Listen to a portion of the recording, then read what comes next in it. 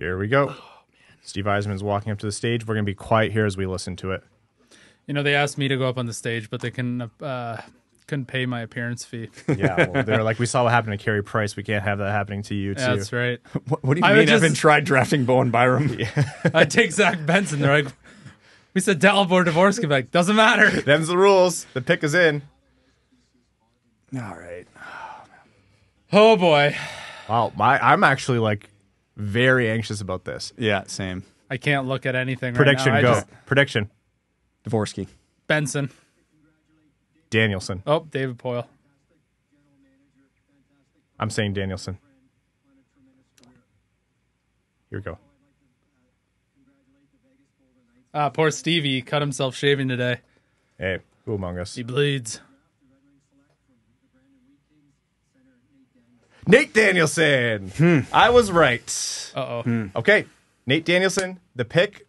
Let's go. Analysis. First of all, honest reaction, honest analysis. Honest reaction, I understand it. He was way down my list for this pick. I mean, he's a do-it-all 200-foot center. You know, the offense wasn't quite where you'd hoped it to be this year, but the hope here is that was due to him playing on an awful team in Brandon. If the offensive ceiling truly is there, then, you know, it's a great pick. Because, again, you know, we were talking about Moore and Dvorsky as the, you know, do-it-all 200-foot centers. Danielson is the do-it-all 200-foot center. You know, high motor, great skater. You know, hopefully more offense than he's shown. So we addressed, you can get that 1-2-3 punch down the middle. Hopefully the Red Wings have it now. So, is this the pick you would have made? No. Do you think he has a good shot at being that top 6 center? Good shot? Like, it depends on context. Top 6 center, yes. Cup-capable top 6 center, I'm not sold on that. You know, I would say my optimism is higher for Marco Kasper being that guy, which naturally would just bump Danielson down to third line. But again, as I said, you need 3 top 6 centers to be a legitimate cup contender. So, you know, if Kasper and Danielson turn into that really good, you know, 2-3 punch behind Larkin, that's what you need. And Danielson could be that guy. Yep. So, and he is not overager, a late birthday, so he could be getting to Detroit sooner than some of the other guys. Although that one picture we were looking at of him, he looks like he's about 6'1", 130 pounds. Yeah, he's everyone has him in their minds as this like massive guy, and I think he's like what 6'2". He's got a good frame. I think he clocks in at 6'1", 6'2", about 185. The big thing with Nate Danielson is where is the actual productive ceiling? Yeah. What I started saying a little while back is if you believe Nate Danielson, there's no way he's 186 pounds. That's what they just listed. No, that's what I'm saying. That's what he's clocked in at the combine too. If you think Nate Danielson has a high productive ceiling, then he is, in my mind, or on your board, he should be right up there with Dalibor Dvorsky as a pick to solve at center.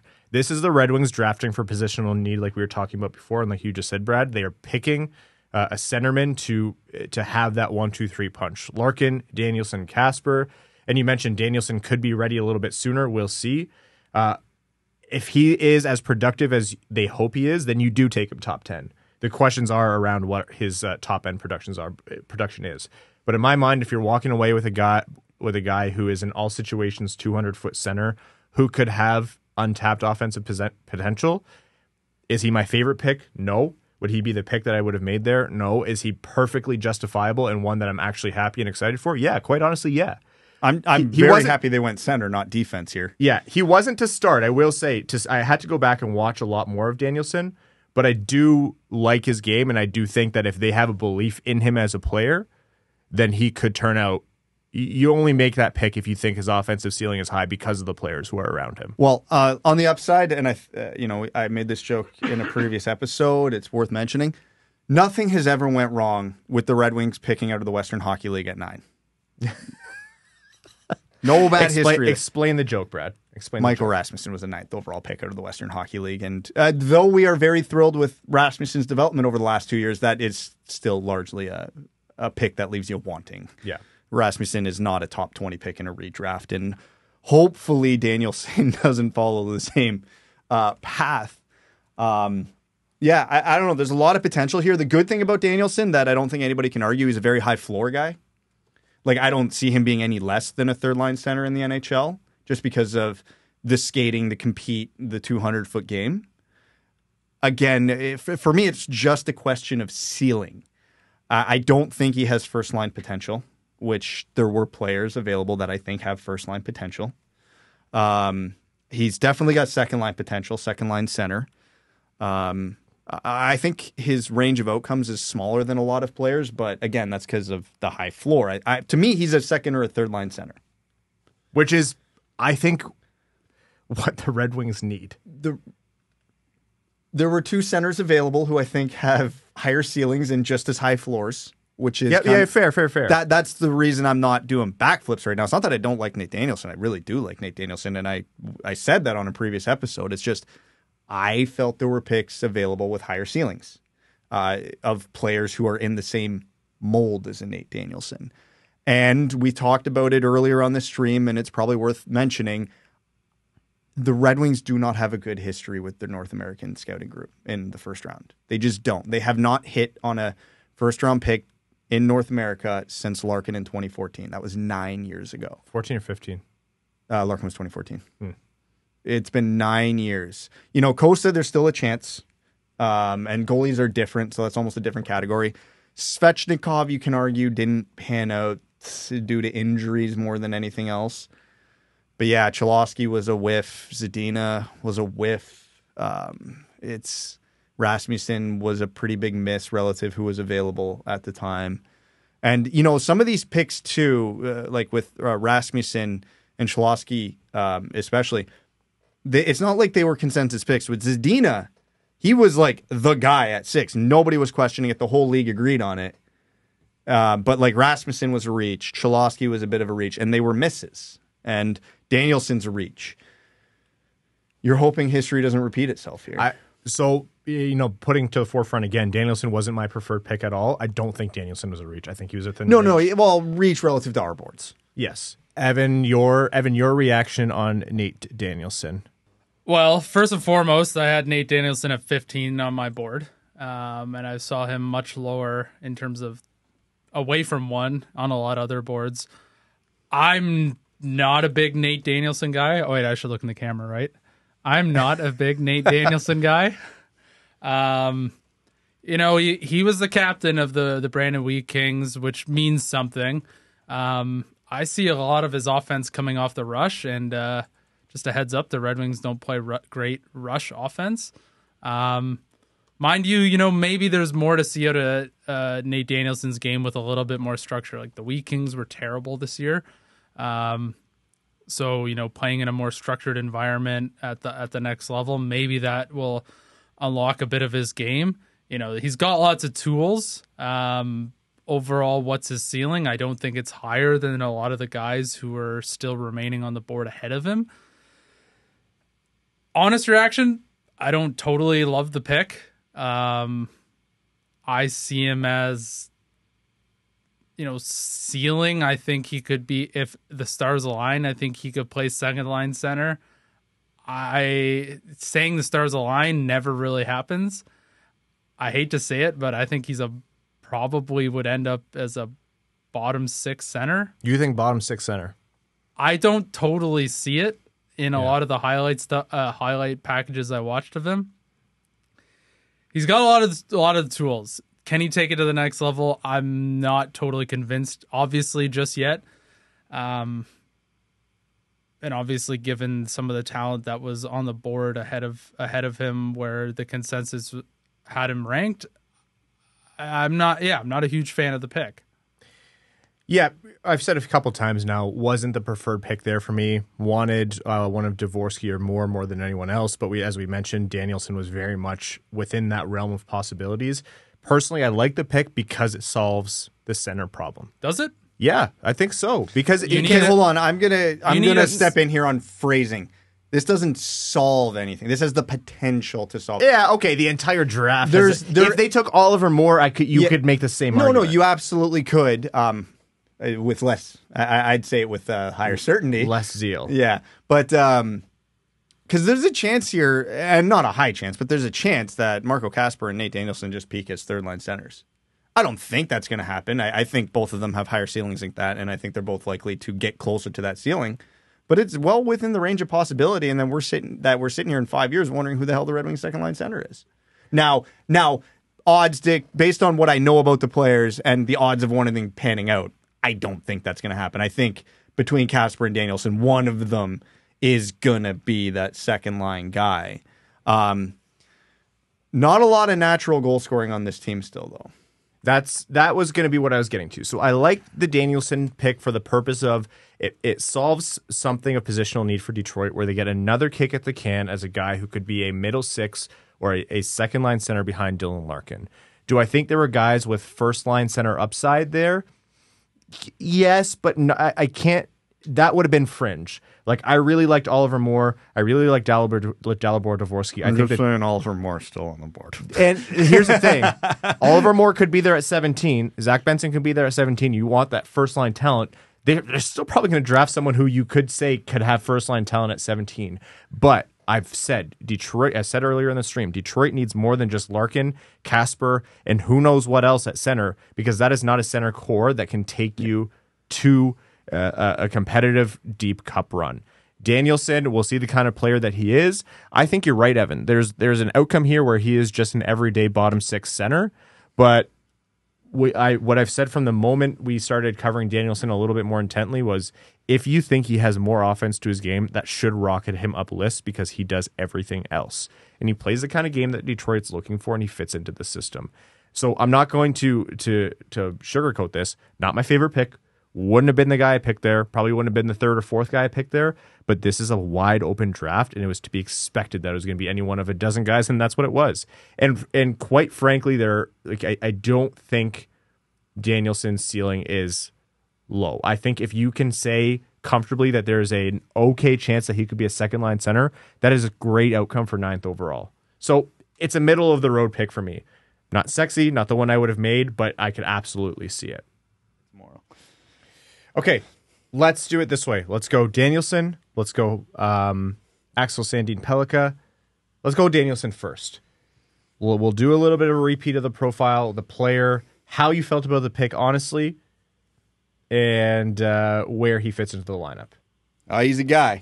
Yeah. Nate Danielson's a guy. No, I had him 15th on my list, so, not a terrible reach from what I liked, but obviously with him being there on my list, there were 5 or 6 players I would have preferred.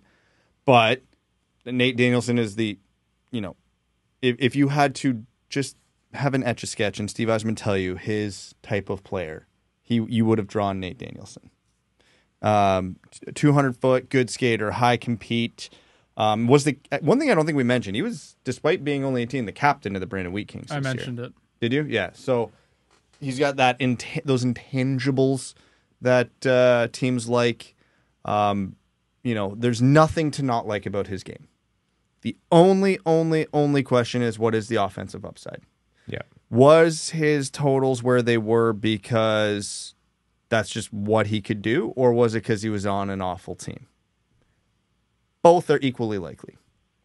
So the Red Wings, obviously taking him 9, bet on the fact that he was just, surrounded by a bunch of Evans out there. Like, couldn't do much on the ice, so he had to do really it all good himself. looking though. You are built like a Western Canada boy, I'll tell you that. 100%. If you told me he was from Saskatoon, I wouldn't blink. He's got the emotionless dead stare of someone from the WHL. Yeah, notice he has spent 15 hours on a bus every weekend. I've spent 15 hours in this room doing this draft. But so if Danielson's ceiling is a little higher than I project it to be, the Red Wings made out very, very well at 9 because 1, he shoots right. 2, he's a center. And 3, he covers every area of the ice and does it well. So there's a lot to like about Nate Danielson. You just hope you can justify the ceiling at pick 9. Yeah, what you said is the upside that gives him not just the justifiable 9th overall selection, it's a very good 9th overall selection. That said, To be fully transparent, he wasn't my top guy off the board. He wasn't my second favorite player off the board. I honestly would have preferred Axel Sandin-Pellikka without knowing that the Red Wings were going to take him later at 9th overall off the board. But as we said leading up to the draft and after taking a lot of extended looks at Danielson, if you believe there's more offensive production that was masked by the fact that he was on a poor team, like you mentioned, Brad, then yeah, a 200-foot center who does it all, plays, looks to have an NHL frame and plays a Steve Yzerman, quote-unquote, style of game, and has untapped offensive upside, then that's a player you take in the top 10. Plain and simple. I think they could have gone Dvorsky and done just as well there. Personally, Dvorsky more, who went in the 20s, so like you mentioned, Brad, what other GMs not like about more that we have to consider here. But yeah, for me, it's Nate Danielson was part of that wide group of like 12 to 15 players where I said any one of these guys can go at 9, any one of these guys can go at 17, and I would be perfectly happy with any of them. He's like smack dab in the middle of it for me. So for me, Nate Danielson is, in terms of talent and what he brings to the table, great, like fine, totally good. Whether I liked it or not, whether that was my first choice, good with the pick, not mad at it. The positionality is what makes me happy with it. It's the solution at center. They didn't, galaxy brain and take someone. Imagine someone with a middle six projection, but who's a winger. And it's not a knock on Sam Honzek, but if they took him at 9, I would have told you right away I would have preferred Danielson. Danielson is another shot at center, and Larkin, Kasper, Danielson. You're gonna have a first line center, and you should have a second line center between those three. So for me, the Danielson pick, I understand why people aren't thrilled with it. Wasn't my first pick. I still like it. Yeah, I'm on the same board as you guys. Wasn't my first option either. Very similar options to what you guys had on your board. I had him, I think, 15. Yeah. Did we all have him at 15? I may have had him I had 13. Okay. Yeah. I think Nate Danielson is terrific value from 15 onward. I'm not still totally sold on Nate Danielson at 9. That now the deep dive truly begins. He's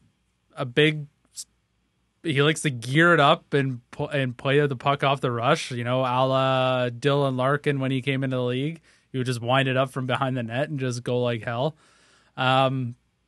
Brandon, I would like them to get some more capable players on their team to really see what Nate Danielson's got in the tank. He was still over a point per game player on a very mediocre at best team. So I think there's still some things to be determined from Nate Danielson's game. You know what? It wasn't my favorite pick. He screams middle six at type player to me right now, and maybe I'll change my opinion as I do the deep dive. But he's not a master manipulator. He doesn't have a whole lot of deception from what I see. He's got really good hands, but he's not really like deceptful with it. He can't really problem solve his ways with his stick handling. I don't know. It sounds like I'm dumping all over him, but it's fine. It's a fair if it's your assessment. I don't think he's a bad player. I think if you got him at 17, I think that's an excellent pick. And then it goes to the whole Sandin-Pellikka. You pick him at 9, sure, I could totally see that. So context matters in this point. But if we're talking Nate Danielson straight up as a player, that's kind of what I see.